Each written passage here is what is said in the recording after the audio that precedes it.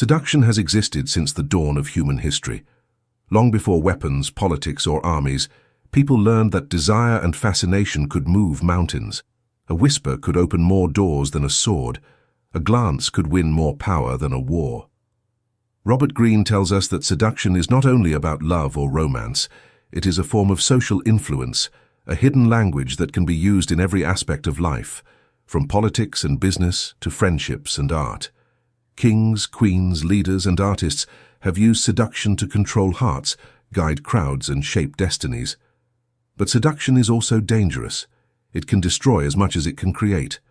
A skilled seducer can inspire loyalty, passion, and admiration, yet at the same time they can plant jealousy, obsession, and despair. That is why Greene calls seduction a power game of emotions. Unlike brute force, which relies on fear, seduction works silently, softly, making the target want to surrender. In today's world, where everyone is shouting louder, seduction is about subtlety. It is about making people come to you, willingly, without resistance. And to master this art, you must understand both sides. The types of seductive personalities that naturally draw others in, and the step-by-step process that creates attraction, builds tension, and finally wins surrender. This book is divided into two main parts. Part 1. The Seductive Character. Here Greene introduces 9 archetypes, timeless figures like the Siren, the Rake, and the Charmer. Each one represents a unique way of attracting people. By studying them, you learn how seduction is less about physical beauty and more about energy, presence, and psychology. Part 2. The Seductive Process. Once you understand the characters, Greene shows how to apply their powers in real life. Seduction is revealed as a journey with phases, stirring interest, leading astray, and finally reaching the precipice where emotions run deep and dangerous. This leaves us with an important thought. Seduction is not a choice, it is a constant part of life. Either you are aware of it or you are controlled by it. By learning its principles, you gain freedom, the freedom to protect yourself and the power to inspire others.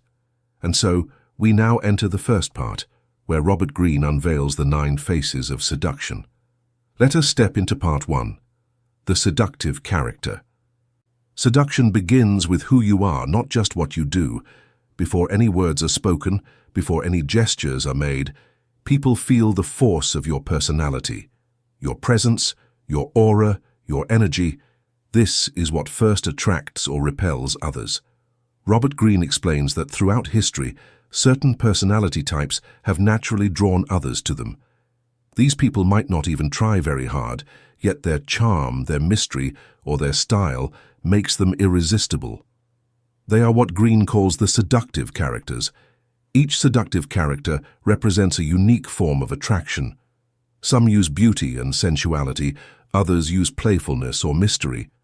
Some inspire through charisma, while others enchant by making people feel special and desired. What they all share is this: they awaken emotions that people cannot resist.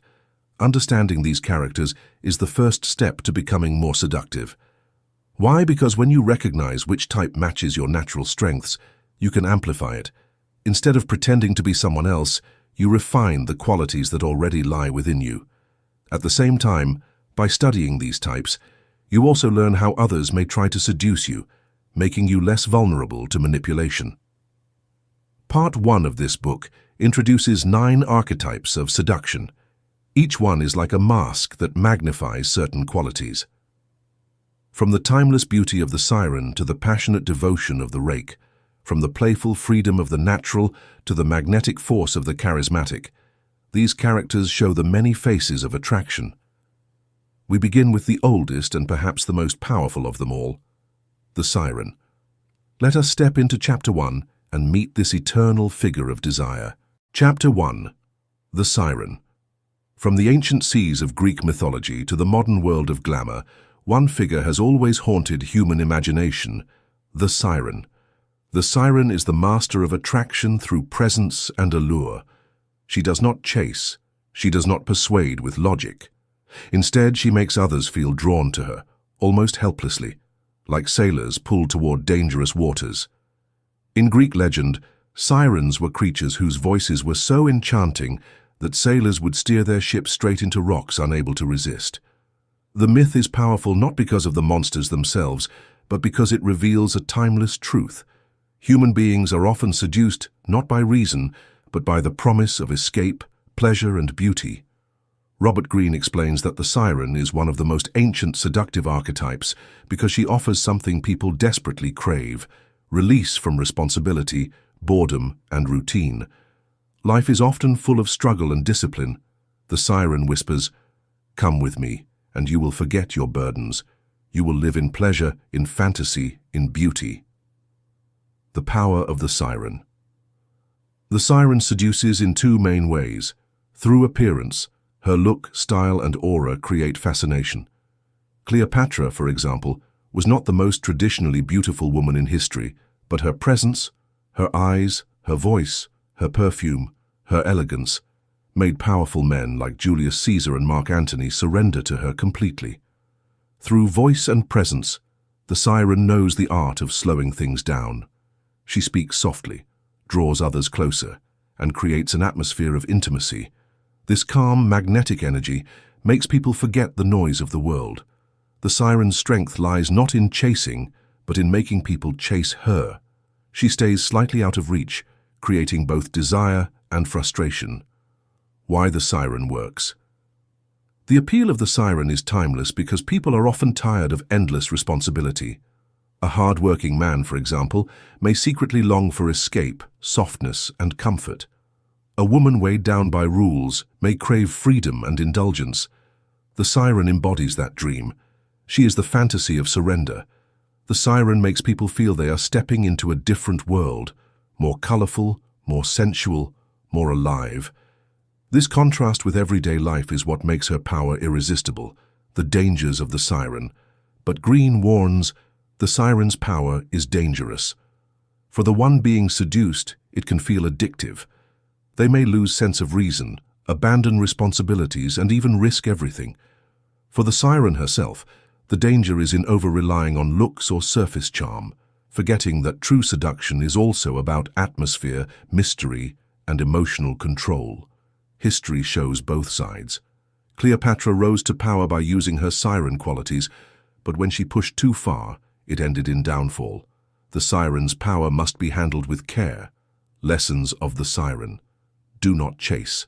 Instead, create attraction by presence, style, and energy. Slow things down.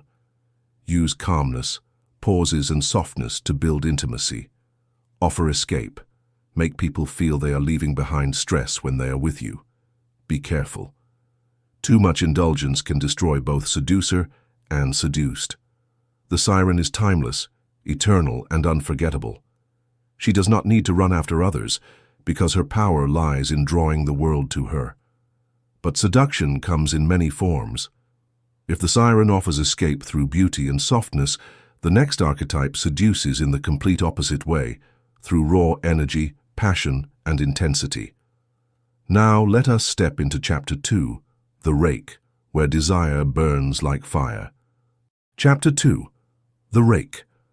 If the siren seduces through softness, beauty, and escape, the rake seduces through energy, intensity, and desire. He is not gentle. He does not whisper promises of comfort. Instead, he ignites passion, excitement, and obsession.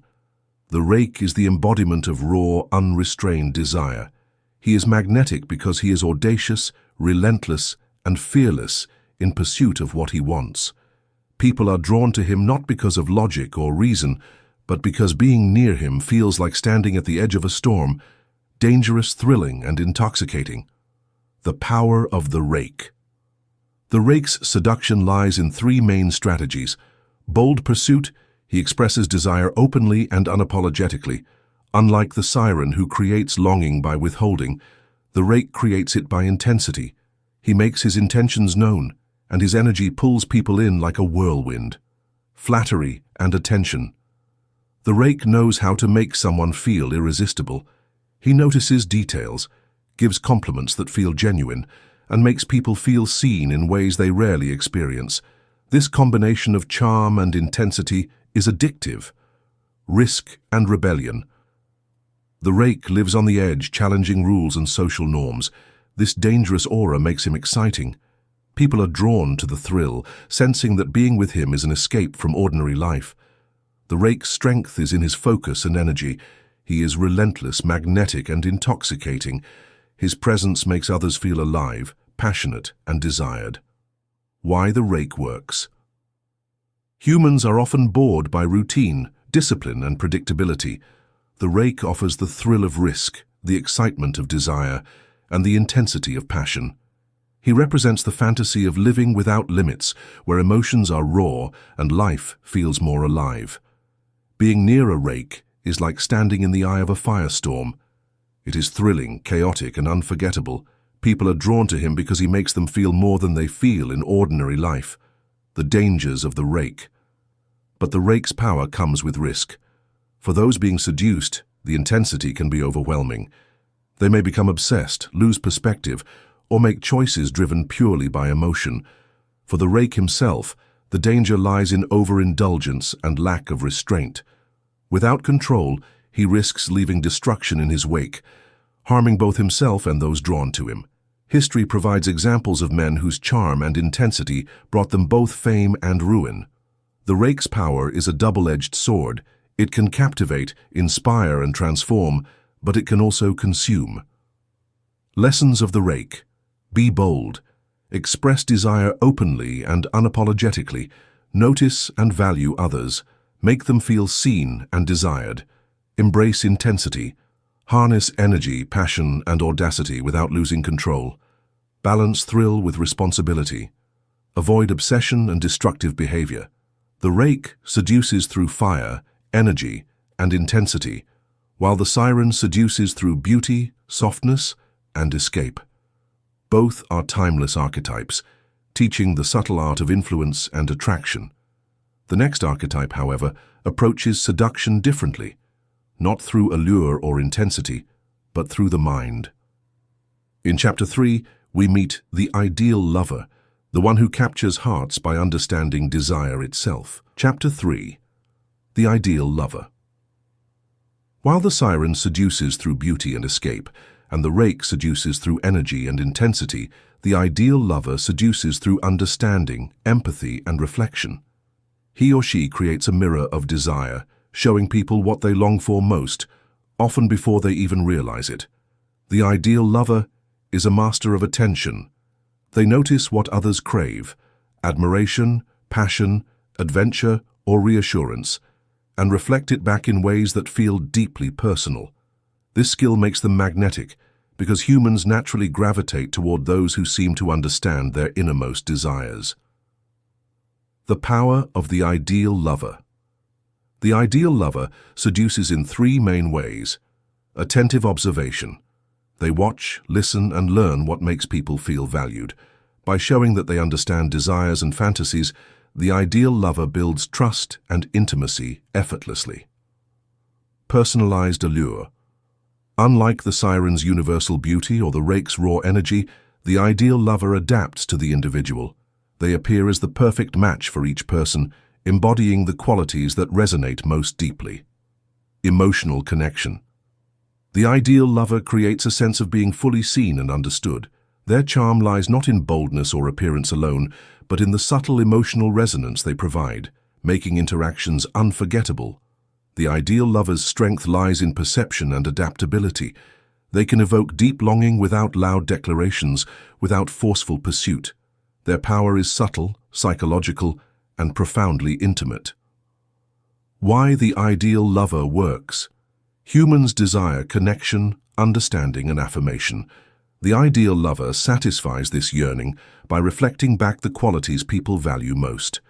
They make individuals feel admired, appreciated, and desired in ways no one else does. Being near the ideal lover feels like being fully recognized and cherished. They awaken fantasies, fulfill emotional needs, and create a sense of completeness, making their presence irresistible. The dangers of the ideal lover. The ideal lover's skills can be misused. If driven by selfish motives, they can manipulate others, creating dependency or obsession. For the ideal lover themselves, the danger is losing authenticity. becoming someone they are not, merely a reflection of others' desires. History shows many who have used emotional insight to charm, influence, or gain power. The ideal lover's power is quiet but profound, shaping hearts and minds with subtlety. Lessons of the ideal lover. Observe carefully. Understand what others truly desire. Reflect admiration. Show people they are seen, valued, and appreciated. Adapt without losing authenticity. Be flexible in connection while remaining true to yourself. Build deep emotional resonance. Create intimacy through understanding rather than force or spectacle. The ideal lover teaches us that seduction is not always about beauty, intensity, or fantasy. It can also be about emotional intelligence, empathy, and subtle connection. Having explored the Siren, the Rake, and the ideal lover, we now turn to a different kind of archetype, one whose power comes not from attraction, but from mystery and intrigue. In Chapter 4, we meet the dandy, a figure who seduces through uniqueness and detachment. Chapter 4. The dandy. While the Siren seduces with softness, the Rake with intensity, and the ideal lover with understanding, the dandy seduces through uniqueness, independence, and effortless detachment. The dandy is not overly available. They are mysterious, unconventional, and impossible to categorize. The dandy's allure lies in their refusal to conform. They live outside society's expectations, embracing eccentricity and individuality.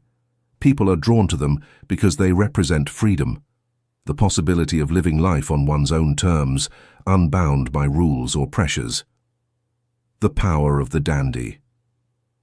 The dandy seduces in three main ways. Nonchalance. The dandy does not chase.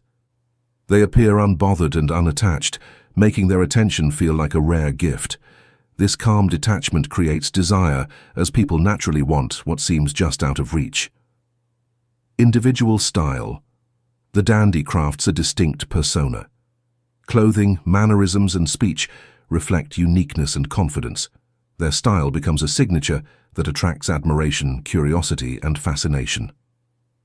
Mystery and intrigue. By maintaining ambiguity, the dandy encourages others to project their fantasies onto them.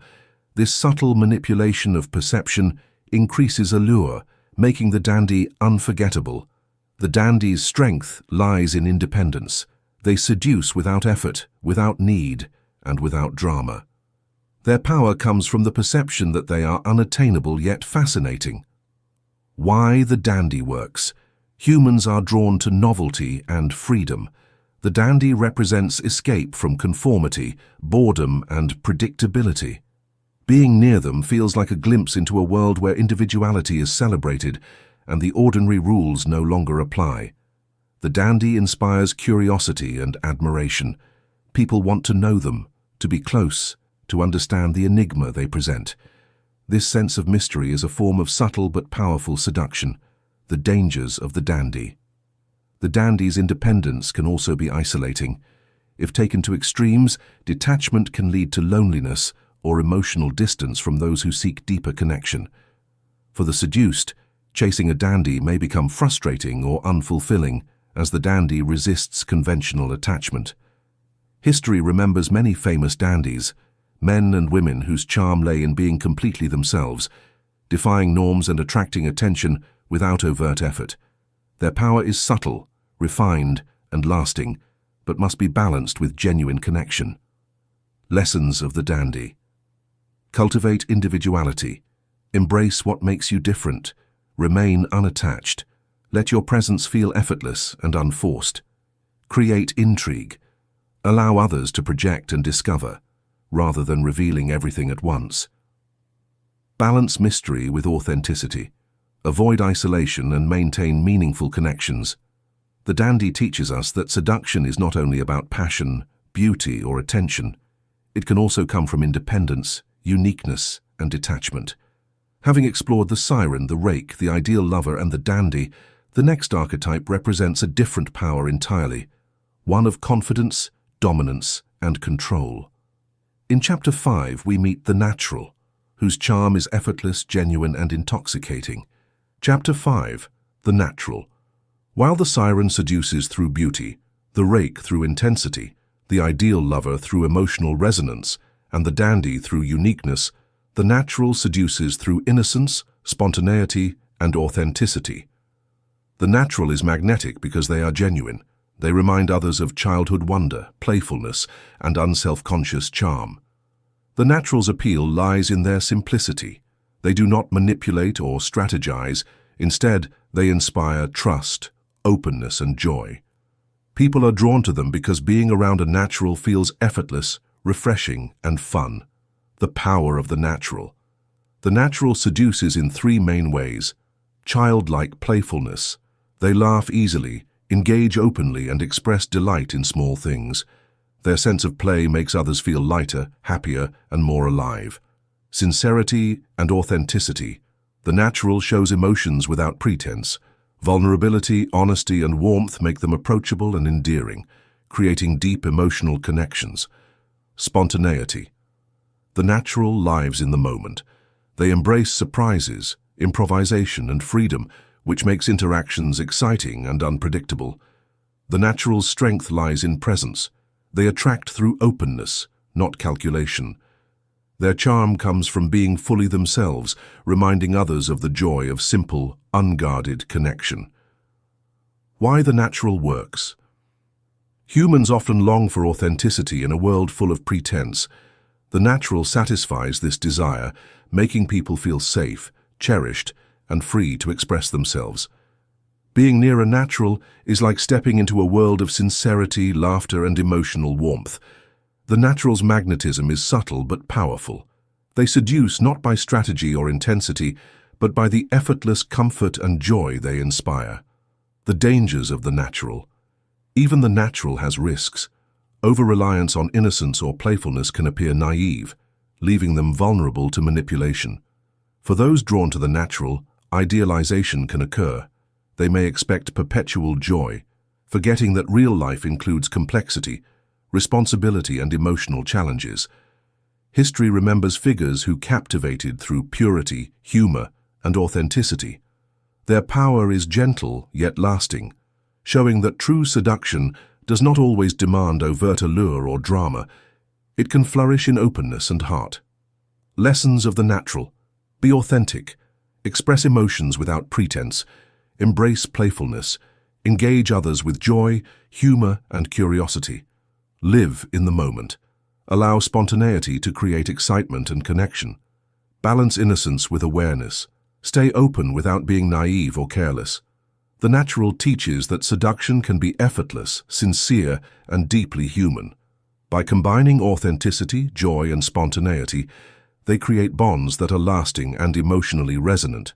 Having explored the siren, the rake, the ideal lover, the dandy, and the natural, we now turn to archetypes that wield power through intellect, strategy, and persuasion. In Chapter 6, we meet the Coquette, who seduces by mastering delay, tease, and anticipation. Chapter 6. The Coquette. While the siren seduces with beauty, the rake with intensity, the ideal lover with emotional resonance, the dandy with uniqueness, and the natural with authenticity, the coquette seduces through delay, tease, and strategic restraint. They create desire by making people wait, heightening anticipation, and keeping others slightly off balance. The coquette's allure lies in their ability to combine attention with withdrawal. They are neither fully available nor completely distant, and this ambiguity sparks fascination. People are drawn to them because the chase itself becomes intoxicating. The thrill of pursuit is just as powerful as the reward. The power of the coquette. The coquette seduces in three main ways. Strategic withdrawal.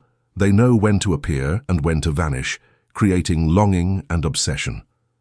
Absence makes the heart grow fonder, and the coquette uses this principle masterfully. Controlled attention.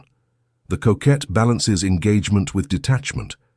They offer glimpses of desire without full surrender, making their presence irresistible.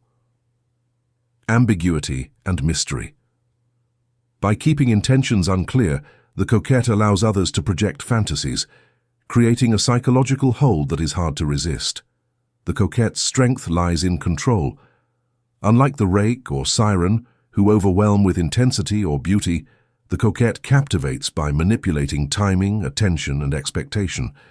Their power is subtle, patient, and deeply psychological. Why the Coquette works? Humans are naturally drawn to challenge and anticipation. The Coquette exploits this by creating tension between desire and delay. Being near a Coquette is thrilling because each interaction feels like a dance, never predictable, always engaging. The Coquette's magnetism is derived from mastery of pacing. Desire grows not only from presence, but from calculated absence, teasing, and restraint. This psychological tension makes them unforgettable. The dangers of the Coquette. The Coquette's strategy carries risk. Overplaying withdrawal can lead to frustration, resentment, or misunderstanding. For those seduced, obsession can take hold, clouding judgment and creating emotional instability. For the Coquette, relying solely on tease and delay can become hollow if not balanced with genuine connection or authenticity. History shows many who used withdrawal to charm and manipulate, but those who mastered it with subtlety inspired fascination rather than resentment. Lessons of the Coquette. Master timing. Know when to engage and when to withdraw. Create anticipation. Tease without being cruel or manipulative. Balance mystery with authenticity. Make interactions intriguing but remain genuine.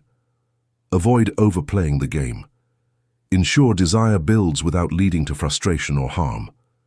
The Coquette teaches that seduction is not always direct. It can be the art of restraint, pacing, and subtle psychological influence. Having explored the Siren, the Rake, the ideal lover, the dandy, the natural, and the Coquette, the next archetype demonstrates the power of intellect, wit, and charm.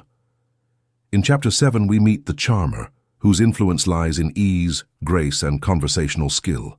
Chapter 7. The Charmer.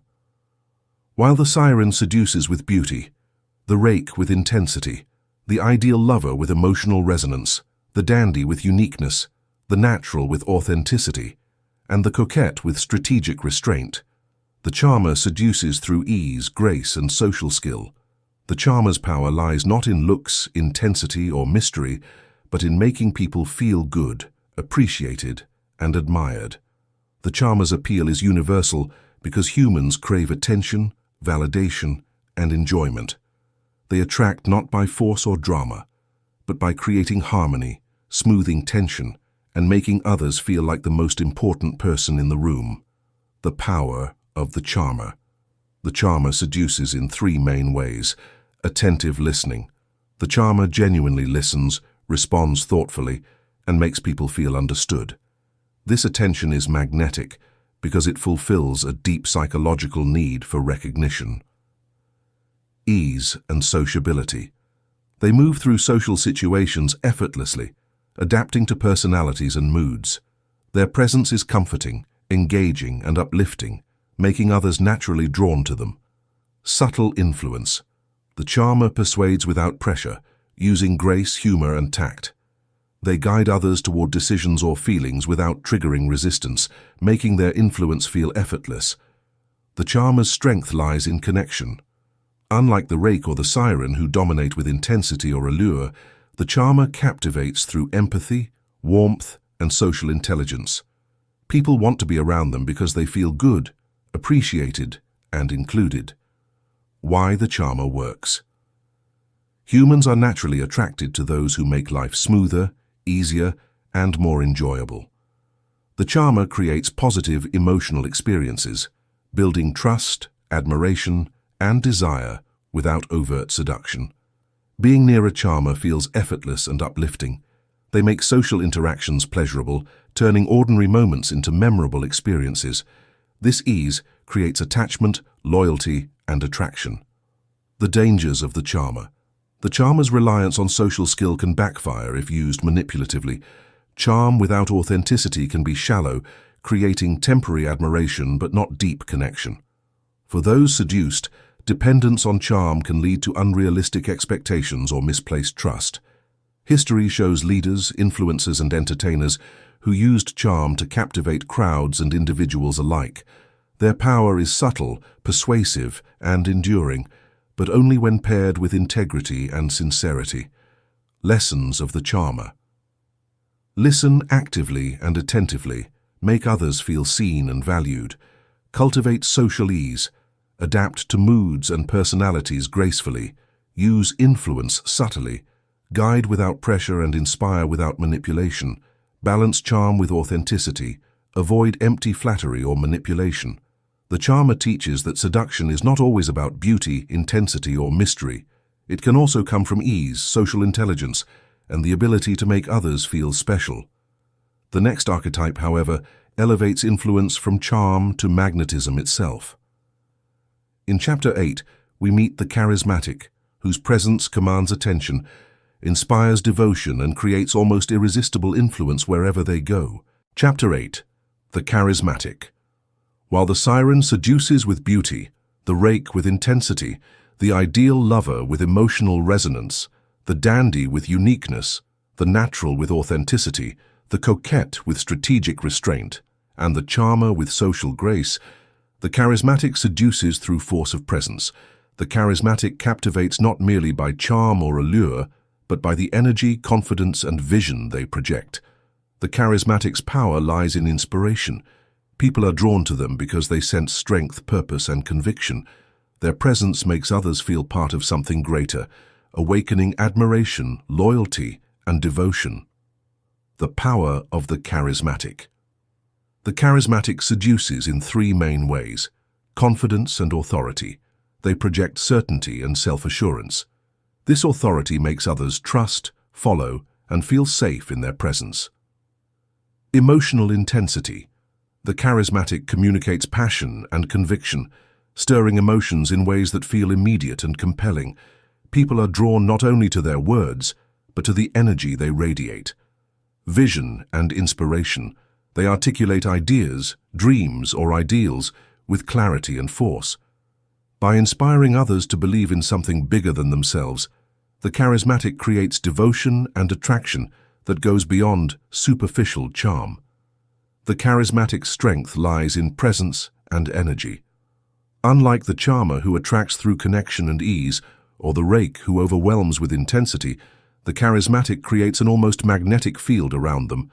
People are naturally compelled to pay attention and follow. Why the charismatic works. Humans are drawn to visionaries, leaders, and figures who embody power and purpose. The charismatic satisfies the desire for guidance, inspiration, and a sense of belonging to something significant. Being near a charismatic feels transformative. Their energy elevates emotions, awakens ambition, and creates loyalty, admiration, and attraction simultaneously. The dangers of the charismatic. Charismatic power can be dangerous if misused. A charismatic who lacks integrity may manipulate, dominate, or exploit devotion. Followers may become dependent, blind to flaws, or overly influenced by personality rather than truth or reason. History remembers both leaders who uplifted and those who corrupted. The charismatic's influence is potent, but it demands responsibility, moral grounding, and self-awareness. Lessons of the charismatic. Cultivate confidence. Project certainty and self-assurance. Harness emotional intensity. Inspire others without overwhelming or manipulating. Articulate vision. Lead and motivate with clarity and purpose. Balance power with responsibility. Avoid exploiting influence for selfish gain. The charismatic teaches that seduction and influence are not always about personal allure, charm, or mystery. They can also emerge from presence, purpose, and the ability to inspire. The next archetype, however, demonstrates how fame, recognition, and public persona can create desire. In Chapter 9, we meet the star, whose attraction comes from visibility, admiration, and the longing to be part of their world. Chapter 9. The Star. While the siren seduces with beauty, the rake with intensity, the ideal lover with emotional resonance, the dandy with uniqueness, the natural with authenticity, the coquette with strategic restraint, the charmer with social ease, and the charismatic with force of presence, the star seduces through visibility, admiration, and aspiration. The star captivates because people desire what they cannot fully reach, the allure of fame, prestige, and being part of a larger-than-life world. The star's power lies in being noticed. They are unforgettable because they occupy space, command attention, and make ordinary life feel extraordinary. People are drawn not only to who they are, but to the lifestyle, image, and fantasy they represent. The power of the star. The star seduces in three main ways: visibility and recognition. They are seen, acknowledged, and admired. Their very presence attracts attention, making others want to be near them or share in their spotlight. Aspirational persona.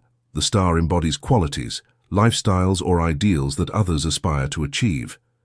This projection creates desire and admiration, as people long to touch the world the star inhabits.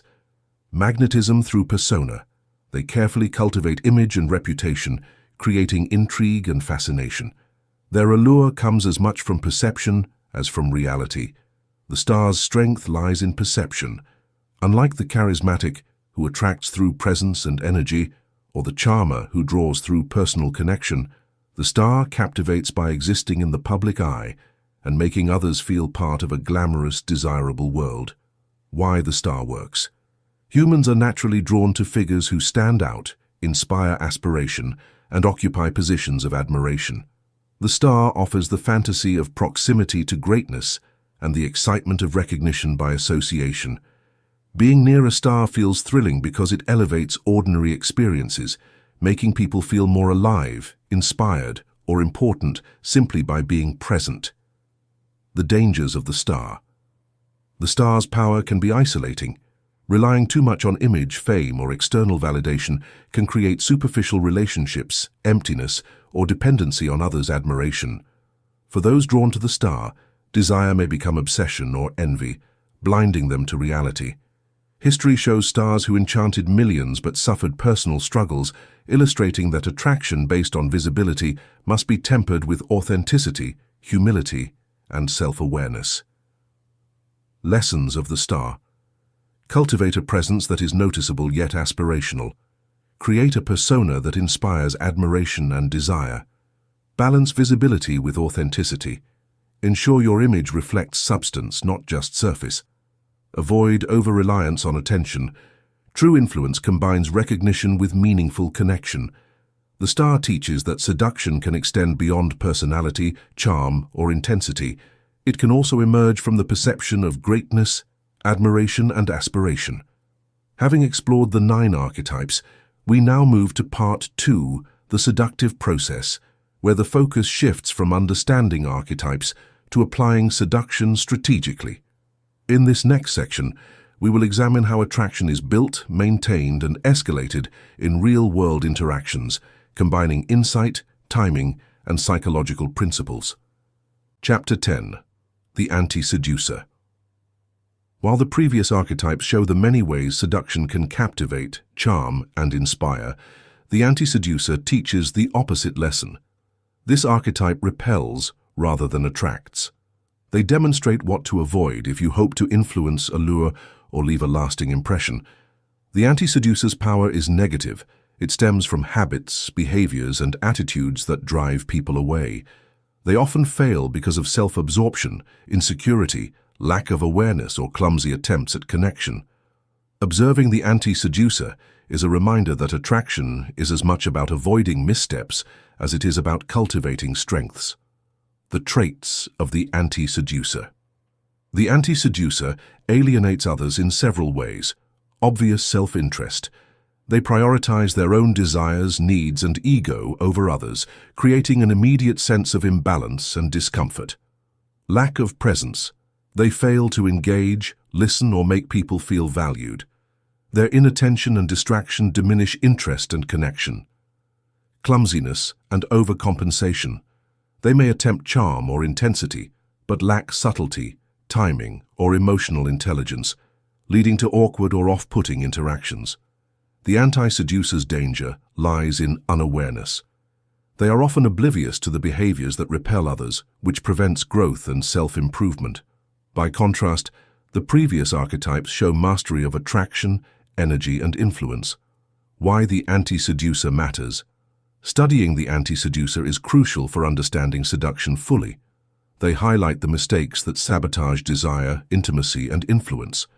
By recognizing these traits in ourselves or others, we learn the boundaries and principles of true attraction. The anti-seducer reminds us that seduction is not just about action. It is also about restraint, awareness, and alignment of intention, energy, and perception. Lessons of the anti-seducer. Avoid self-centeredness. Prioritize connection and mutual value. Be present, listen, engage, and make others feel recognized. Cultivate subtlety. Understand timing, tone, and social cues. Reflect on feedback. Notice behaviors that may repel and adjust accordingly. The anti-seducer serves as a cautionary archetype, teaching that influence and attraction are delicate arts that require awareness, strategy, and authenticity. Having explored all the major archetypes, from the Siren to the Charismatic, and even the pitfalls of the anti-seducer, we are now ready to move into Part 2, the Seductive Process, where theory becomes practice. In this section, we will learn how to apply these archetypes, strategies, and lessons to real-life interactions, creating the desired influence with skill and subtlety. Part 2. The Seductive Process. If Part 1 showed us the faces of seduction, Part 2 reveals the steps of the dance itself. A seductive character may have the natural charm, but without the right process, their power remains incomplete. Seduction is like a story. It has a beginning, a middle, and a climax. It is not random. Every move builds on the last, pulling the target deeper into your world. You cannot leap straight to the end. Desire must be awakened, curiosity must grow, and emotions must be guided carefully, layer by layer. Robert Greene explains that seduction is an art of timing and sequence. Too fast, and you break the spell. Too slow, and the moment slips away. The great seducers of history understood this rhythm. They knew when to hold back, when to push forward, and when to strike with boldness. But before any step can even begin, there is one critical choice: who you direct your power toward. Not everyone is open to seduction. Some people are too distracted, too guarded, or too self-sufficient. The first move, therefore, is selection. You must find the one whose heart carries hidden emptiness, the one whose life holds secret dissatisfaction. And so the seductive process begins with the most important decision of all: choosing the right victim. Chapter 1. Choose the right victim. Seduction begins long before any words are spoken or gestures made. The first and most crucial step is choosing the right target. Greene emphasizes that not everyone is equally susceptible. Some people resist, some are indifferent, and others are actively looking for excitement. The right victim is emotionally open, seeking novelty, or quietly dissatisfied with the predictability of their life. The art of selecting the right target is subtle. It requires observation, patience, and understanding. You are not simply picking someone at random. You are identifying who will respond to your influence most naturally and willingly. Those who are bored, disillusioned, or craving attention are often most receptive. The power of selection. Choosing the right victim sets the foundation for the entire process. A willing target amplifies every move you make, from subtle hints to bold gestures. Conversely, targeting someone who is emotionally closed or resistant leads to frustration and wasted effort. Seduction is a strategic game. It always starts with the right choice. Why it works. Humans are creatures of desire. When someone is seeking excitement, attention, or emotional fulfillment, they are primed for influence. By recognizing who is open to connection and intrigue, you maximize the effectiveness of every subsequent step. The dangers of misstep. Choosing poorly can backfire. Pursuing someone uninterested can create resistance, annoyance, or even social consequences. Always read emotional cues carefully. The goal is mutual engagement, not coercion. Lessons of the chapter. Observe carefully. Watch for boredom, dissatisfaction, or longing. Select thoughtfully. Focus on targets who are receptive, not resistant. Patience matters. Wait for the right moment. Timing is crucial. Respect boundaries. Seduction is most effective when desire is mutual. The choice of a target determines the entire rhythm of seduction. Once the right person is identified, the next step is to create a false sense of security, drawing them in without alerting them to your intent. In Chapter 2, we explore how subtlety, humor, and indirect approaches lay the groundwork for desire. Chapter 2. Create a false sense of security. Once the right target has been chosen, the next step in the seductive process is subtlety. Greene emphasizes that seduction thrives on comfort, trust, and ease. People resist what feels aggressive, forced, or threatening. To draw someone in, you must first make them feel safe, relaxed, and unconsciously open to your influence. The art of creating a false sense of security lies in indirect approaches. You do not declare your intentions, nor do you overwhelm with attention.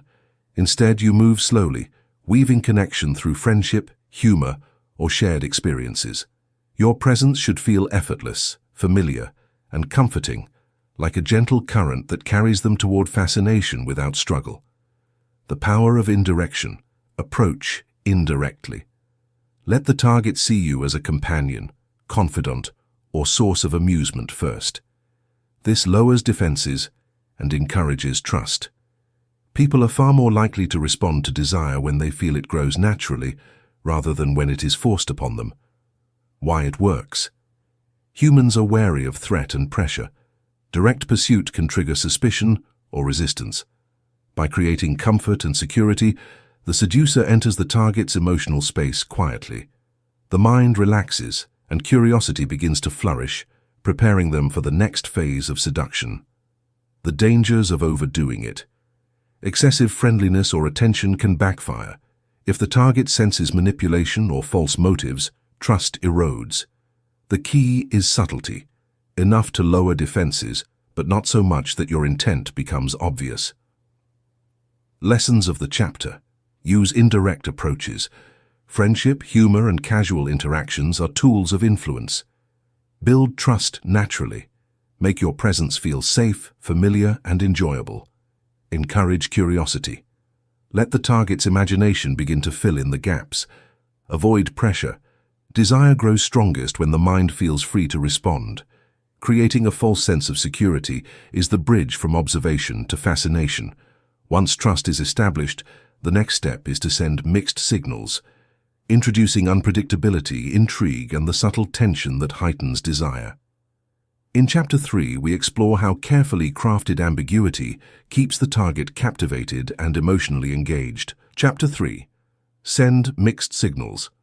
After creating comfort and a false sense of security, the next step in seduction is to introduce unpredictability. Greene emphasizes that fascination often grows from tension. People are drawn to what they cannot fully understand or predict. Sending mixed signals keeps the target off balance, curious, and deeply engaged. The art of mixed signals is subtle. You alternate between warmth and distance, attention and withdrawal, playfulness and seriousness. This unpredictability stimulates the target's mind, encouraging them to chase answers and decode your behavior.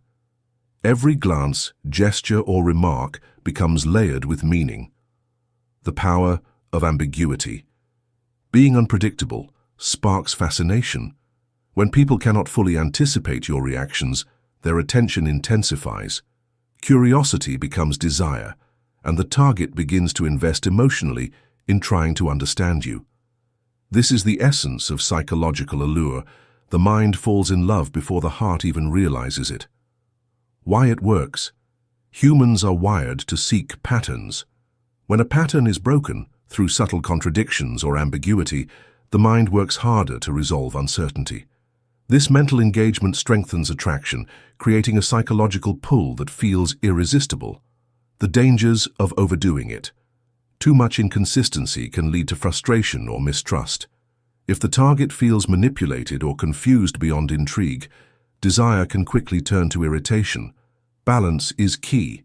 Mystery and unpredictability should stimulate, not alienate. Lessons of the chapter. Alternate attention and withdrawal. Keep your presence engaging but not constant.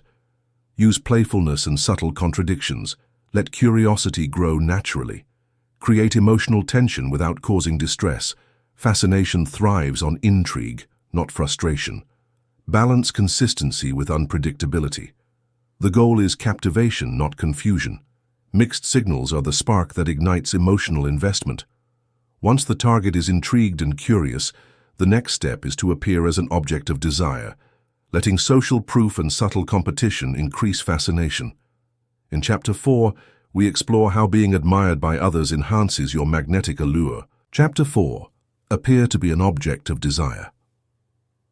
Once curiosity and intrigue have been established, the next step in seduction is to create social proof. Greene emphasizes that desire intensifies when others appear to want what you have. Humans are naturally drawn to objects of admiration, approval, or competition. By subtly signaling that you are desired, you increase your allure exponentially. The art of appearing desirable lies in subtlety. You do not overtly boast or flaunt attention. Instead, you allow hints, glances, conversations, or situations that reveal your social value. When others admire or pursue you, the target instinctively notices and is drawn in by the implied scarcity and social validation.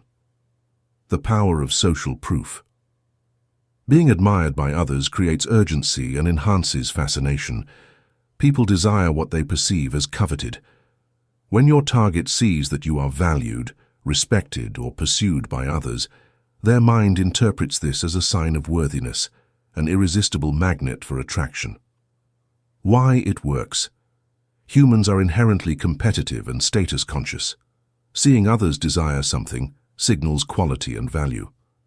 By positioning yourself as admired, you leverage this psychological principle, making the target more emotionally invested and eager to connect. The dangers of overdoing it. Excessive flaunting or overt bragging can backfire. If the target feels manipulated, threatened, or excluded, desire may diminish. Subtlety is key. Let admiration be noticed, not announced. Lessons of the chapter. Demonstrate value indirectly. Let others show admiration naturally. Create gentle competition. Desire grows when perceived as scarce or valued. Balance visibility with mystery. Appear desirable without arrogance or pressure. Enhance attraction through social context. Human desire is often influenced by perception and consensus. Appearing desirable primes the target's mind for deeper attachment. Once they recognize your value, the next step is to create a need, stirring discontent and positioning yourself as essential. In Chapter 5, we explore how desire deepens when the target feels incomplete without your presence. Chapter 5. Create a need. Once the target recognizes your value and is intrigued, the next step is to create a sense of incompleteness, to make them feel that something essential is missing when you are not present. Greene emphasizes that desire grows strongest when people perceive you as indispensable, filling an emotional or psychological gap in their lives. The art of creating need lies in subtle suggestion. You do not demand attention or declare importance. Instead, you gently highlight the pleasures, experiences, or emotional resonance they encounter with you. At the same time, you emphasize what is lacking when you are absent. This contrast between presence and absence creates longing and dependency. The power of absence and contrast. Humans respond to what is scarce or missing. By allowing moments of absence or distance, the target experiences a heightened awareness of your value. Desire intensifies as they imagine life without you, often making them more attentive, engaged, and emotionally invested. Why it works. The psychology of need is rooted in scarcity. People crave what they feel is missing or unattainable. By becoming a source of pleasure, intrigue, or emotional resonance, you position yourself as someone they cannot ignore. Desire becomes tied to emotional necessity rather than mere attraction. The dangers of overdoing it. Excessive absence or overemphasis on need can create frustration or resentment. If the target feels manipulated, longing can turn into irritation. Balance is crucial. Absence should deepen desire, not provoke anxiety or detachment. Lessons of the chapter. Highlight your value subtly. Let the target notice the unique experiences you offer. Use absence strategically. Scarcity amplifies emotional attachment. Create emotional contrast. Make presence desirable, absence felt. Balance influence with authenticity. Desire grows strongest when emotional need feels natural. Creating a sense of need prepares the target for deeper fascination and emotional engagement. Once desire is established, the next step is to master the art of insinuation, suggesting and hinting rather than stating, allowing imagination and curiosity to take over. In Chapter 6, we explore how subtlety and suggestion can make attraction irresistible. Chapter 6, Master the Art of Insinuation. After creating need and desire, the next step in the seductive process is subtlety. Greene emphasizes that directness can destroy fascination. People resist being told what to feel or how to desire. Instead, the true power of seduction lies in suggestion, hinting, implying, and letting the target's imagination complete the picture. The art of insinuation is about planting ideas without overtly stating them. A glance, a smile, a carefully chosen word, or a story can suggest possibilities, desires, or emotions. By leaving space for interpretation, the target becomes an active participant in the process, imagining scenarios and feelings that draw them closer to you. The power of suggestion. Humans are drawn to mystery and ambiguity. When the mind is invited to fill in gaps, desire deepens. The insinuator allows fascination to grow organically, making the target feel as if they are discovering the attraction themselves rather than being influenced. Why it works. Direct statements can trigger resistance or rational defense. Subtle hints bypass these barriers, engaging the subconscious. The target begins to internalize attraction, curiosity, and emotional connection without conscious effort. The dangers of overdoing it. Too much ambiguity can confuse or frustrate. The balance is crucial. Insinuation should intrigue, not alienate. Over-suggesting or leaving too many gaps may lead to misinterpretation or emotional fatigue. Lessons of the chapter. Plant ideas subtly. Use hints, stories, and gestures to suggest rather than state. Engage the imagination. Let the target become an active participant in desire. Balance clarity and mystery. Fascination grows when curiosity is piqued, but not lost. Avoid manipulation. Insinuation works best when it stimulates natural attraction, not coercion. Mastering insinuation sets the stage for deep emotional connection. Once subtle suggestion is in place, the next step is to enter the target's spirit, aligning with their moods, values, and desires to create an even stronger bond. In Chapter 7, we explore how empathy and mirroring enhance influence and attachment. Chapter 7, Enter their spirit. Once subtle suggestion has stirred curiosity and desire, the next step is to align with the target emotionally and mentally. Greene emphasizes that seduction is not just about allure, it is about connection. By entering the target's spirit, you mirror their moods, values, and interests, creating an almost subconscious bond. The art of entering their spirit lies in empathy and observation. Listen deeply, notice their passions, fears, and dreams, and reflect them in your words, gestures, and energy. When the target feels that you truly understand and resonate with them, a sense of intimacy and trust emerges naturally. The power of connection.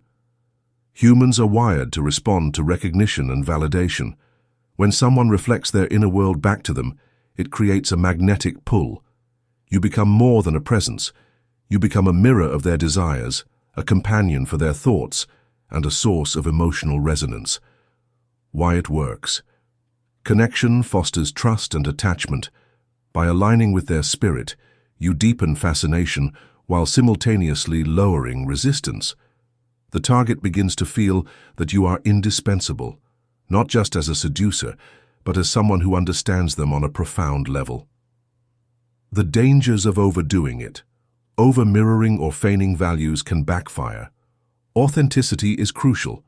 If the target senses manipulation or insincerity, trust is broken and attraction diminishes. Empathy must be genuine, even when applied strategically. Lessons of the chapter. Observe carefully, understand the target's moods, values, and desires. Mirror subtly. Reflect their world to create emotional resonance. Build intimacy naturally. Connection strengthens fascination and loyalty. Maintain authenticity. Emotional alignment must feel sincere, not contrived. Entering the target's spirit deepens emotional engagement and prepares them for temptation. Once understanding and connection are established, the next step is to create temptation, offering pleasures, experiences, or emotions that feel irresistible. In Chapter 8, we explore how desire is intensified when the target perceives indulgence and delight that they cannot resist. Chapter 8. Create temptation. Once emotional connection is established, the next step in seduction is to introduce irresistible temptation. Greene emphasizes that humans are naturally drawn to pleasure, novelty, and experiences that feel forbidden or rare. By offering what seems almost impossible to resist, you amplify desire and deepen emotional engagement. The art of creating temptation lies in balance. You present experiences, emotions, or moments that excite the senses and stir longing, but never make them fully attainable all at once. It's the tension between desire and restraint that heightens fascination.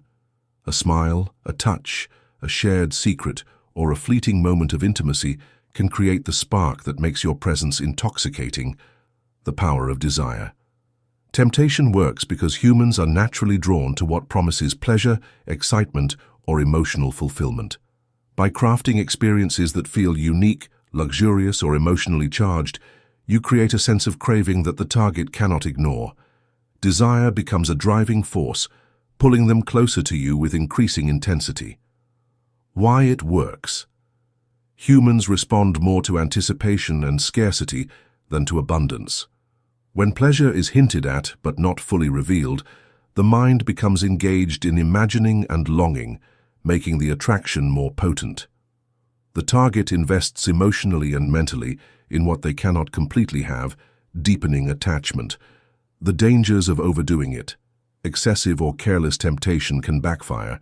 If the target feels manipulated or overwhelmed, desire may turn to frustration or resistance. Temptation must feel natural, enticing, and earned, not forced. Lessons of the chapter. Offer experiences that excite the senses and the mind. Balance indulgence with restraint. Scarcity amplifies desire. Engage anticipation. Make fleeting moments memorable and captivating. Avoid manipulation. Temptation is most powerful when it feels genuine. Temptation completes the first phase of seduction, stirring interest, desire, and emotional attachment. From here, seduction moves into phase 2. Lead astray, where pleasure and confusion intensify. In Chapter 9, we explore how unpredictability and suspense maintain fascination, keeping the target emotionally engaged and deeply captivated. Chapter 9. Keep them in suspense. After stirring desire through temptation, the next step in seduction is unpredictability. Greene emphasizes that suspense keeps the target emotionally engaged, intrigued, and mentally invested. Predictability diminishes fascination. Humans are naturally drawn to uncertainty, curiosity, and the thrill of not knowing what comes next. The art of suspense lies in balance. You alternate between attention and withdrawal, warmth and distance, seriousness and playfulness. By being somewhat unpredictable, you stimulate the target's imagination and desire, creating a subtle tension that makes them constantly anticipate your next move. The power of uncertainty. Suspense captivates because humans are wired to seek patterns. When a pattern is broken, the mind works harder to predict and understand, which deepens focus and emotional investment. The target begins to live in a state of alert curiosity, eager to interpret every glance, word, and gesture. Why it works. Unpredictability creates psychological engagement. When people cannot fully anticipate your reactions, their attention is heightened, and their desire intensifies. Suspense transforms ordinary interactions into emotionally charged experiences, making you unforgettable. The dangers of overdoing it. Excessive unpredictability can cause frustration or insecurity. If the target feels manipulated or emotionally unsafe, attraction may wane. The key is subtle tension, not chaos. Suspense should intrigue, not alienate. Lessons of the chapter. Alternate attention and withdrawal. Keep your presence compelling, but not constant. Introduce subtle contradictions. Let curiosity and anticipation grow naturally. Balance mystery with consistency. Fascination thrives when unpredictability is controlled. Avoid emotional manipulation. Suspense works best when it stimulates natural desire, not fear or confusion. Keeping someone in suspense sets the stage for deeper emotional involvement.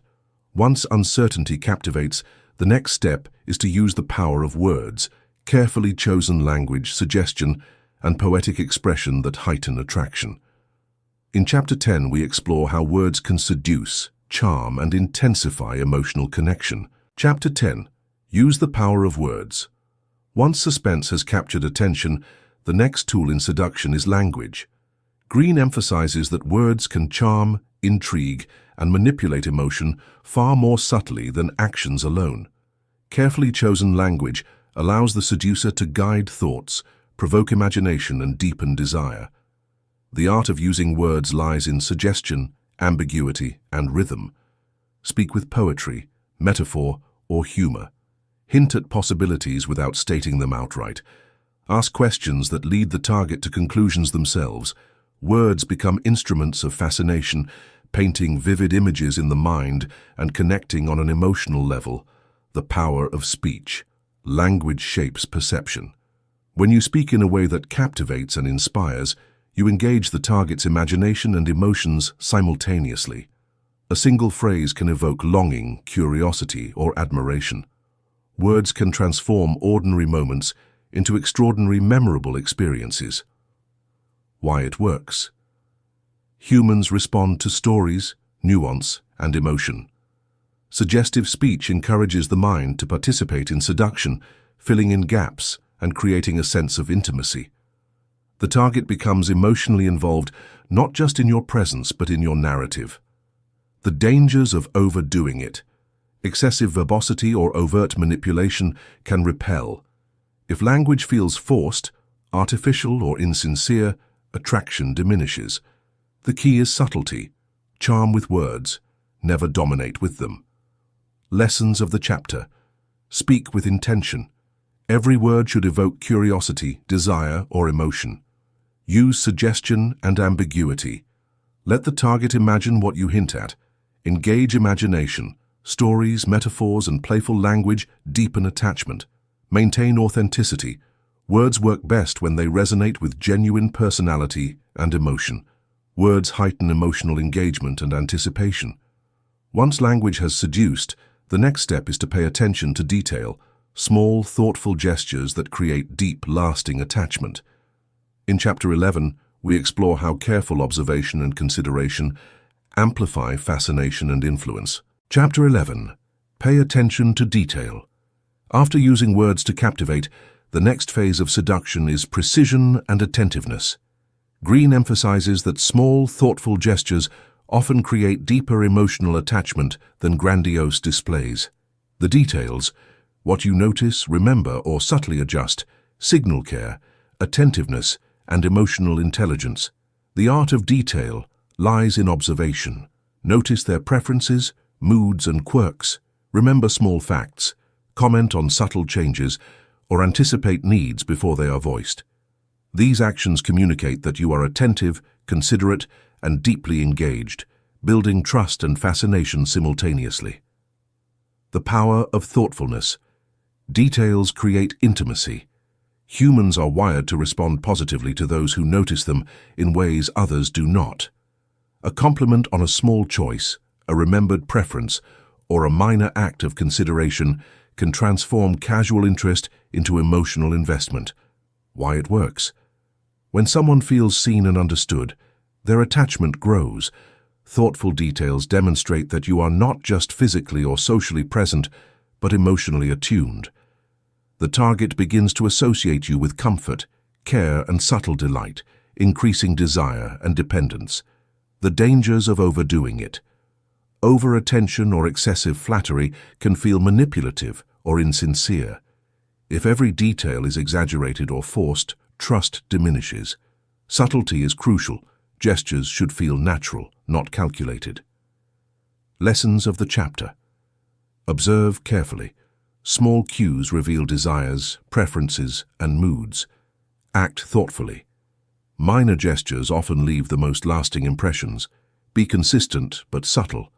Attention works best when it feels natural and sincere.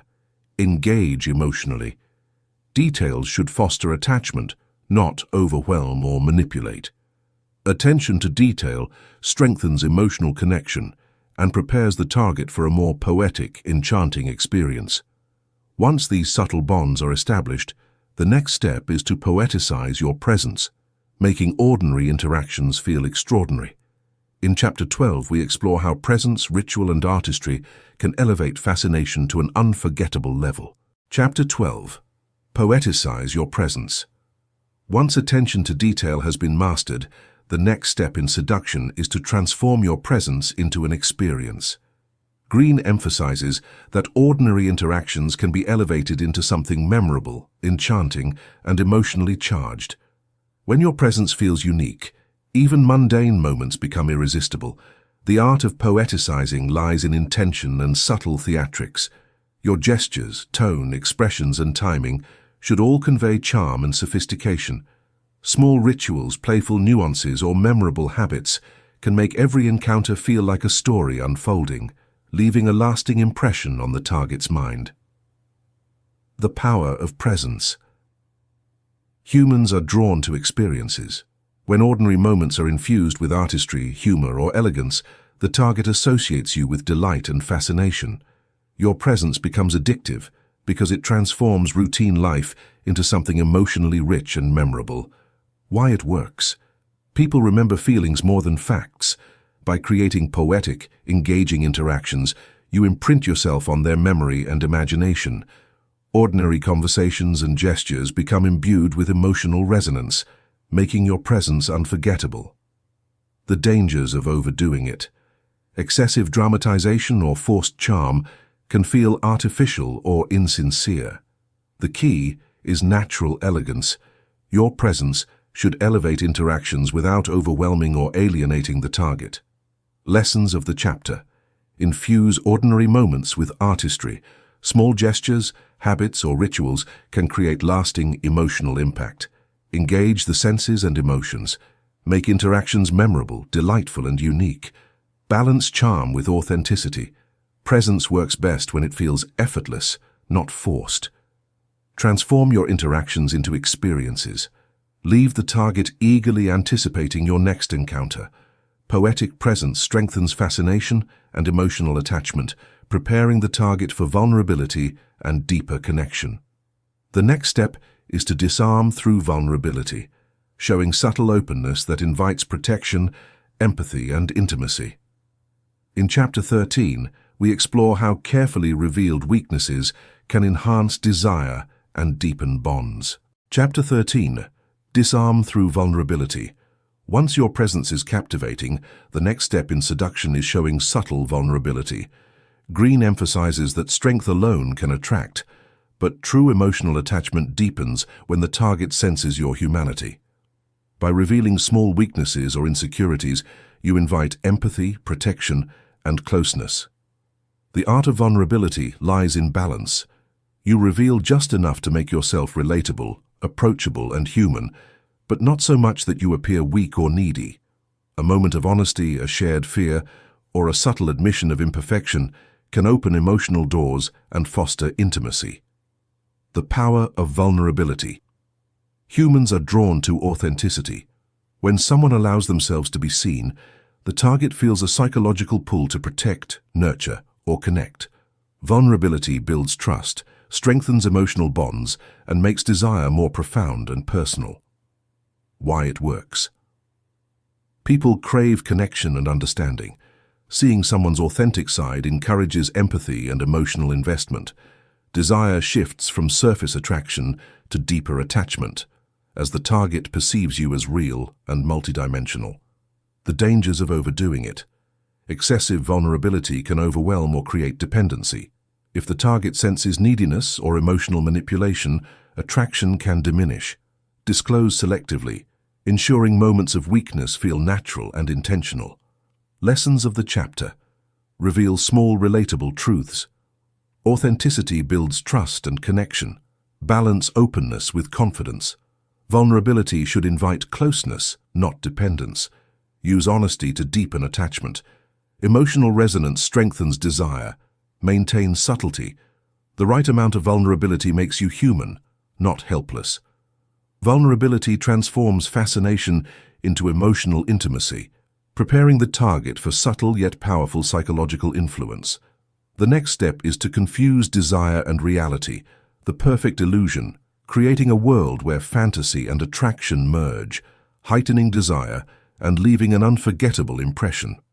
In Chapter 14, we explore how blending reality with imagination can captivate the mind and emotions, making the target deeply enmeshed in fascination. Chapter 14, Confuse Desire and Reality, the Perfect Illusion. Phase 3 begins with a powerful tactic, blurring the lines between fantasy and reality. Greene emphasizes that desire intensifies when the target cannot distinguish what is real from what is imagined. By crafting an environment of illusion, the seducer creates a captivating psychological experience that feels both magical and irresistible. The art of the perfect illusion lies in suggestion, mystery, and emotional manipulation. Subtle contradictions, fleeting gestures, and ambiguous statements make the target question their perceptions, pulling them deeper into fascination. They start to associate you with dreams, fantasies, and idealized desires, things they cannot fully grasp or define. The power of illusion. Humans are drawn to mystery and imagination. When reality is infused with fantasy, the target becomes emotionally and mentally invested, chasing the seducer as one would chase a dream. Desire is amplified because the target participates in creating the illusion themselves, filling in gaps with their hopes, fantasies, and emotions. Why it works. People are naturally attracted to what seems elusive or extraordinary. By carefully manipulating perception, the seducer makes themselves seem larger than life, more captivating than reality allows. The target experiences heightened emotions, longing, and anticipation. The dangers of overdoing it. Excessive illusion can backfire if the target feels deceived or manipulated. The key is subtlety. The fantasy should enchant, not alienate. Too much ambiguity or contradiction can cause confusion and distrust. Lessons of the chapter. Blend reality with suggestion. Let imagination fill in the gaps. Create subtle contradictions. Mystery intensifies fascination. Engage emotionally. Make the target feel both desire and wonder. Maintain credibility. Illusion works best when it feels enchanting, not deceptive. Closing transition. Confusing desire and reality primes the target for isolation and deeper attachment. Once the line between fantasy and reality is blurred, the next step is to isolate the victim, making them rely more on your presence and influence. In Chapter 15, we explore how emotional and social isolation strengthens fascination and control. Chapter 15. Isolate the victim. Once the target is captivated by illusion and fascination, the next step is isolation. Greene emphasizes that when the target's attention and emotional energy are focused primarily on the seducer, attachment and dependency intensify. By reducing external influences, the target becomes more receptive, engaged, and psychologically entwined. The art of isolation lies in subtlety. It is rarely about force or coercion.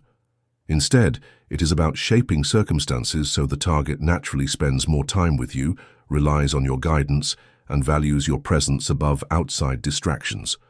Small gestures, emotional exclusivity, or shared secrets can create a sense that your presence is irreplaceable. The power of isolation. Humans are influenced by their environment. When external voices and distractions are minimized, the target internalizes the seducer's influence more deeply. Emotional investment grows and attachment becomes stronger. Isolation also heightens dependence, making the target more responsive to your desires and actions. Why it works. People naturally seek connection and validation. When a seductive figure becomes the primary source of these, desire and loyalty intensify. Isolation does not mean physical imprisonment. It means emotional focus, directing attention and affection toward you. The dangers of overdoing it. Excessive control or overt manipulation can trigger resistance, suspicion, or resentment. Isolation should feel natural and voluntary, not forced or oppressive. The target must believe their choices remain their own. Lessons of the chapter. Encourage emotional and social focus on yourself.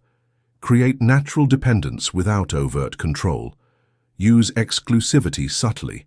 Shared secrets or moments can strengthen attachment. Balance influence with freedom. Voluntary emotional focus increases desire. Maintain subtlety. Isolation works best when it feels natural, not manipulative. Emotional and social isolation strengthens fascination, preparing the target for bold demonstrations of value. The next step is to prove yourself, showing courage, skill, or daring to increase admiration and attachment. In Chapter 16, we explore how proving your worth solidifies emotional influence. Chapter 16. Prove yourself. Once the target is captivated and emotionally focused, the next step is to demonstrate value and courage. Greene emphasizes that admiration deepens attachment, and nothing builds fascination like witnessing boldness, skill, or dedication firsthand. By proving yourself, you transform intrigue into respect and desire. The art of proving yourself lies in timing and authenticity. Perform actions that highlight your competence, bravery, or commitment, but never boast. The target should witness your qualities naturally, ideally in moments that challenge comfort or expectations. Small victories, thoughtful achievements, or daring gestures can make a lasting impression. The power of demonstration. Humans are drawn to competence and confidence. Seeing someone navigate challenges, take risks, or act decisively inspires respect and admiration. The target begins to associate you not only with desire, but with strength, reliability, and excitement. Why it works. Admiration reinforces attachment. When desire is combined with respect, the emotional bond intensifies. The target perceives you as exceptional, someone worth following, protecting, or investing in emotionally. The dangers of overdoing it. Overperforming or seeking constant recognition can appear desperate or artificial. Authenticity is essential. Qualities should be shown, not announced. Too much emphasis on proving oneself can undermine the allure and create skepticism. Lessons of the chapter. Demonstrate courage, skill, and commitment naturally. Allow the target to witness your value without boasting. Balance achievement with subtlety. Fascination grows when admiration feels earned. Use boldness strategically. Timing and context amplify emotional impact. Proving yourself strengthens respect and attachment, setting the stage for deeper emotional vulnerability.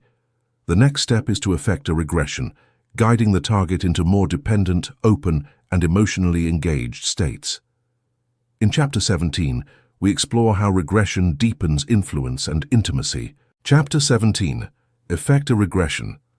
After proving your value and deepening attachment, the next step is to guide the target into a more vulnerable, dependent state. Greene emphasizes that regression, encouraging the target to revisit childhood emotions, insecurities, or patterns of dependency, can intensify emotional connection and reliance on the seducer. The art of regression lies in subtle emotional cues. By creating environments or interactions that evoke past feelings, comforting them in moments of doubt or appealing to their inner child, the seducer can make the target feel safe, understood, and emotionally drawn. Regression creates an intimacy that feels profound and irresistible. The power of regression. Humans respond strongly to emotions rooted in formative experiences. When someone is allowed to relive and express vulnerable feelings safely, they form stronger attachments. The target begins to rely on the seducer for reassurance, understanding, and emotional fulfillment. Why it works. Regression lowers defenses and fosters deep emotional openness. Desire and attachment shift from surface fascination to dependency and trust. The target experiences a psychological bond that feels both comforting and compelling. The dangers of overdoing it. Pushing regression too far or exploiting vulnerabilities can create resentment or emotional harm. The seducer must ensure that emotional exploration feels safe, consensual, and nurturing, rather than manipulative. Lessons of the chapter. Encourage emotional openness gently. Create a safe space for vulnerability. Use regression subtly. Evoke past feelings without forcing them. Build trust and intimacy. Dependency grows when the target feels understood and supported. Balance influence with care. Regression strengthens bonds without causing harm. Guiding the target into emotional regression deepens dependence and prepares them for transgressive or taboo experiences. In Chapter 18, we explore how stirring up the transgressive and taboo can heighten thrill, fascination, and desire. Chapter 18. Stir up the transgressive and taboo. At this advanced stage of seduction, Greene emphasizes that breaking boundaries heightens fascination. Humans are naturally drawn to what is forbidden, mysterious, or socially transgressive. By gently introducing elements that challenge norms or stir taboo desires, the seducer creates thrill, excitement, and irresistible allure. The art of stirring transgression lies in subtlety and timing. You do not shock or offend. Instead, you hint at hidden pleasures, secret experiences, or ideas that lie outside the ordinary. These glimpses into the unconventional trigger curiosity and excitement, making interactions emotionally charged and psychologically compelling. The power of forbidden desire. Humans are intrigued by what is restricted or socially forbidden. When the target senses that an experience is slightly taboo, their attention heightens and desire intensifies. The mix of danger and curiosity creates an intoxicating emotional high. Why it works. Desire thrives on novelty and challenge. Introducing subtle transgression breaks routine and predicts emotional risk, which heightens engagement. The target becomes mentally and emotionally invested, drawn to experiences they feel they shouldn't have but desperately want. The dangers of overdoing it. Excessive transgression can alienate, scare, or offend. If the target feels manipulated or morally threatened, attraction can reverse. The key is controlled rebellion, hinting at the forbidden while keeping interactions safe, intriguing, and consensual. Lessons of the chapter. Introduce taboo subtly. Hint at forbidden experiences without overwhelming the target. Balance thrill with safety. Desire grows when the experience feels slightly risky, not dangerous. Use transgression strategically. Social or emotional boundaries heighten fascination when respected. Engage imagination and curiosity. The forbidden becomes emotionally addictive when paired with allure and subtlety. Stirring the transgressive and taboo takes seduction to a thrilling emotional level, preparing the target for experiences that mix pleasure, challenge, and risk. In Chapter 19, we explore using spiritual lures, appealing to higher ideals and the target's sense of purpose to deepen attachment. Chapter 19. Use spiritual lures. As seduction deepens, Greene emphasizes that appealing to the target's higher ideals, purpose, or quest for meaning can create profound emotional attachment.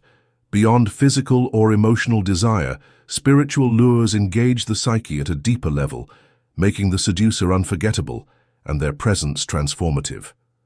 The art of using spiritual lures lies in aligning with the target's aspirations, values, or sense of destiny. You do not preach or manipulate. Instead, you inspire, elevate, and resonate with their inner longings. A thoughtful conversation, a shared vision, or subtle guidance toward their ideals can make interactions feel meaningful and transcendent. The power of higher connection. Humans are drawn to purpose and significance. When someone feels that a relationship connects them to something larger than themselves, attachment intensifies. Desire is no longer just physical or emotional, it becomes existential. Why it works. By appealing to the target's ideals, you become more than a presence. You become a symbol of aspiration, growth, and emotional fulfillment. They associate you with personal meaning and inspiration, which strengthens fascination and loyalty. The dangers of overdoing it. Overly moralistic or manipulative attempts at spiritual guidance can feel forced, pretentious, or controlling. Authenticity is essential. Lures must align naturally with your personality, and the target's genuine values. Lessons of the chapter. Inspire rather than instruct. Spiritual lures should resonate, not manipulate. Align with ideals and values. Connect on a level beyond physical or emotional desire. Elevate interactions. Make your presence feel meaningful and transformative. Maintain authenticity. Spiritual appeal works only when genuine and congruent. Using spiritual lures deepens emotional and psychological attachment, preparing the target for experiences that combine pleasure with tension. In Chapter 20, we explore mixing pleasure with pain, heightening emotional extremes to make the bond addictive and unforgettable. Chapter 20. Mix pleasure with pain. At this stage of seduction, Greene emphasizes that emotional extremes create addiction. Humans respond more intensely when joy and tension, reward and challenge, pleasure and pain are intertwined. By alternating between delight and difficulty, you make the target emotionally dependent and captivated. The art of mixing pleasure with pain lies in balance. Small challenges, teasing, or moments of uncertainty amplify the intensity of positive experiences. A compliment after a pause, attention after absence or indulgence followed by restraint can make interactions emotionally charged and unforgettable. The power of emotional extremes.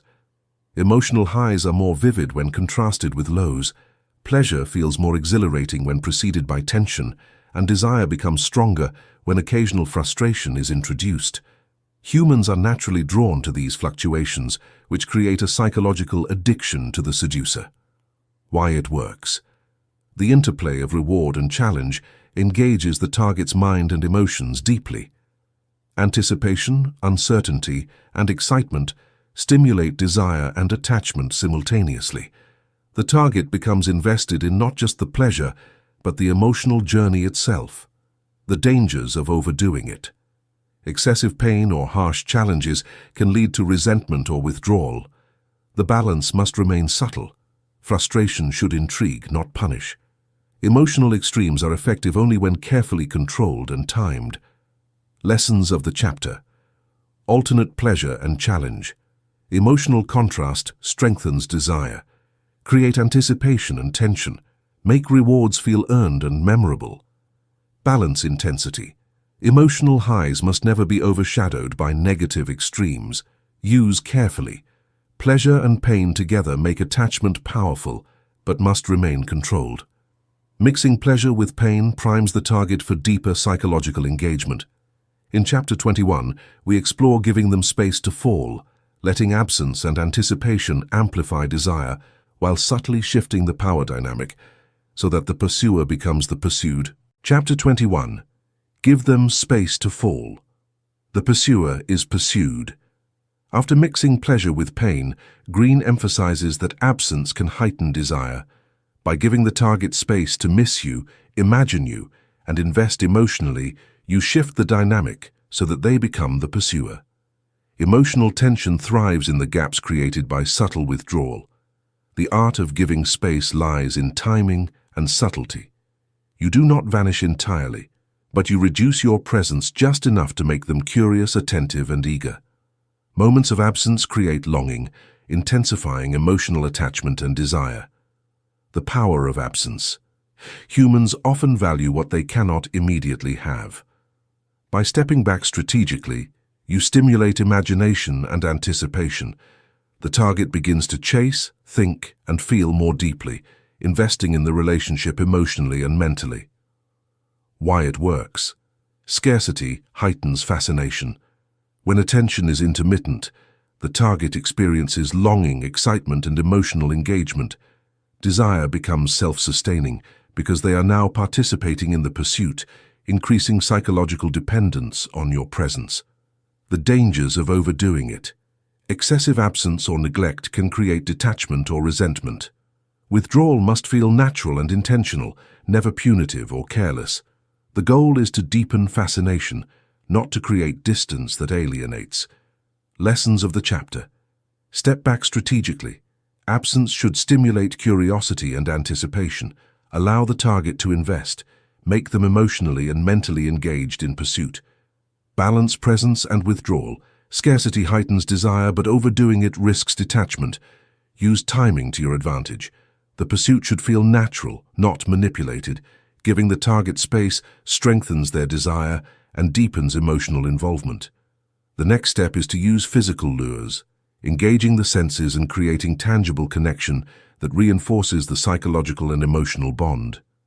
In Chapter 22, we explore how touch, presence, and subtle physical attraction amplify fascination. Chapter 22. Use physical lures.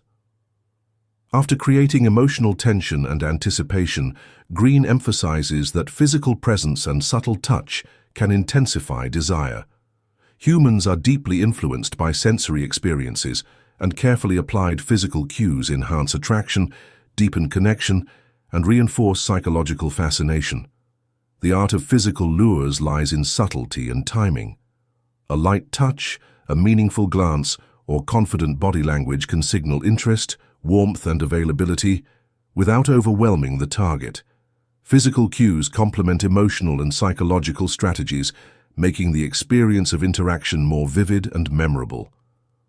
The power of sensory connection. Humans respond instinctively to touch, posture, and proximity. When physical cues align with emotional engagement, desire intensifies naturally. Subtle gestures stimulate anticipation and arousal, reinforcing the bond and creating a multisensory experience that the target cannot easily forget. Why it works. Sensory engagement strengthens psychological attachment. When the target experiences connection on both emotional and physical levels, fascination becomes more compelling and immersive. Touch and presence amplify anticipation, making each interaction emotionally charged. The dangers of overdoing it. Excessive or poorly timed physical advances can create discomfort, fear, or rejection. The key is respect, observation, and responsiveness. Physical lures should invite, not pressure, ensuring that the target feels safe, desired, and intrigued. Lessons of the chapter. Use touch and presence subtly. Small gestures can communicate interest and warmth. Align physical cues with emotional engagement. Desire is amplified when body and mind are connected. Observe and respect boundaries. Attraction grows when the target feels safe and intrigued. Create memorable sensory experiences. Physical lures reinforce psychological and emotional attachment. Using physical lures enhances the emotional and psychological bond, preparing the target for bold, transformative actions. In Chapter 23, we explore mastering the bold move, taking decisive action at the perfect moment to leave a lasting impact and solidify attachment. Chapter 23. Master the bold move. By now, the target is deeply engaged emotionally, psychologically, and physically. Greene emphasizes that decisive, daring action at the right moment can transform fascination into lasting attachment. A bold move signals confidence, courage, and inevitability, leaving a strong impression that is difficult to forget. The art of the bold move lies in timing, intuition, and observation. You act when the target is most receptive, ensuring that your action feels natural, thrilling, and irresistible. Whether it's a daring gesture, a direct declaration, or a calculated risk, the move must communicate certainty and self-assuredness. The power of decisiveness. Humans are drawn to confidence and clarity. Bold moves cut through uncertainty and ambiguity, creating an emotional climax that cements desire and admiration. A well-timed action evokes excitement, respect, and deeper psychological attachment. Why it works. Timing and context magnify the impact. A bold move executed at the emotional peak resonates far more than delayed or premature actions. The target experiences intensity, excitement, and a sense of inevitability, increasing their emotional investment. The dangers of overdoing it. Poorly timed or reckless actions can backfire, causing fear, rejection, or loss of trust. Boldness must always be balanced with awareness of the target's state, boundaries, and readiness. Lessons of the chapter. Act decisively at the right moment. Confidence heightens attraction. Observe emotional cues. Timing ensures maximum impact. Balance daring with sensitivity. Boldness should thrill, not intimidate. Create memorable moments. The right move leaves an unforgettable impression. Mastering the bold move sets the stage for reflection and responsibility. The final chapter, Chapter 24, Beware the Aftereffects, explores the long-term consequences of intense seduction, reminding the reader that power and attachment carry both rewards and risks. Chapter 24, Beware the Aftereffects. After all the phases of seduction, Greene warns that intense emotional, psychological, and physical engagement leaves lasting consequences. The more powerful the seduction, the greater the impact, both for the target and the seducer. Awareness and responsibility are essential to avoid harm or regret. The art of managing after-effects lies in reflection and balance. After emotional highs, the target may experience confusion, longing, or emotional dependency. The seducer too may face moral dilemmas or unintended consequences. Understanding these dynamics helps maintain control and prevent negative fallout. The power of awareness. Seduction is transformative, but it can leave scars. Emotional extremes, deep attachment, and psychological manipulation can affect the target's sense of self, trust, and emotional stability. A responsible seducer recognizes these effects and navigates them with care. Why it matters. Every action in seduction carries weight. The stronger the attraction and involvement, the deeper the psychological imprint.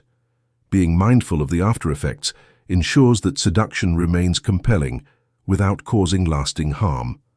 The dangers of ignoring it. Neglecting the aftermath can result in emotional trauma, broken trust, or social consequences. The seducer may also face guilt or loss of reputation. Awareness, timing, and ethical consideration are crucial to managing power responsibly. Lessons of the chapter. Recognize the weight of intense attachment. Emotional impact is profound and lasting. Reflect on consequences. Both seducer and target are affected by the experience. Maintain responsibility. Power should be exercised with care and respect. Control intensity. Balance fascination with ethical awareness to prevent harm.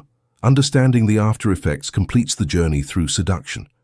Mastery is not just about attraction and desire, but also about responsibility, awareness, and strategic emotional intelligence. With Phase 3 concluded, the reader has now explored the full spectrum of seduction, from initial intrigue to deep attachment and psychological mastery, equipped with insight, strategy, and caution.